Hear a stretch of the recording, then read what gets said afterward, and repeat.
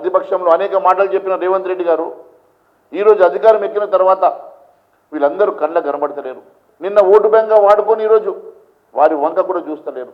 వారికి న్యాయం చేయాలన్న ఆలోచన మీరు చేస్తలేరు. ఇప్పుడు జీవో 46 CDC 1 CDC 2 అని చెప్పి రెండుగా డివైడ్ చేశారు మీరు. మరి CDC 1 CDC 2గా డివైడ్ చేసినప్పుడు మీరు దాని ప్రకారం మీరు రిక్రూట్మెంట్ సిస్టమ్ని పెట్టినప్పుడు మరి మళ్ళీ దీన్ని జిల్లాలుగా డివైడ్ చేసి ఏ జిల్లాకు ఆ జిల్లాకు డివైడ్ చేసేసి మరి అక్కడ మార్క్స్ డిస్క్రిమినేషను ఒక జిల్లాలో మరి 75-80 మార్కులకి ఉద్యోగం వస్తే ఒక జిల్లాలో ఒక దగ్గర 120 మార్కులు వచ్చినా ఉద్యోగం వస్తలేదు.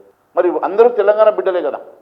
తెలంగాణ బిడ్డలకి ఒక చోటనేమో 75 మార్కులతో ఉద్యోగం వస్తూ ఇంకొక చోటనేమో 120 మార్కులకు కూడా ఉద్యోగం వస్తలేదని వారు నాకు చెప్తా ఉన్నారు.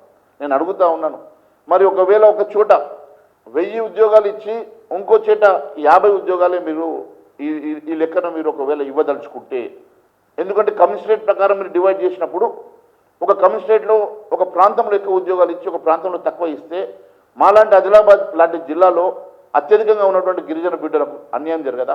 మరి ఇక్కడ ఉన్నటువంటి వారికి రావాల్సిన రిజర్వేషన్ ఒకవేళ నా చోట కూడా నా జిల్లాలో కూడా మీరు ఒక 1000 ఉద్యోగాలు ఇస్తే నా జిల్లాలో కూడా SC STలకు BCలకు న్యాయం జరుగుతుంది కదా. అక్కడ వాళ్ళు రిజర్వేషన్ పోతున్నారు కదా. మరి వాళ్ళ గురించి ఎందుకు ఆలోచన చేస్తలేరు?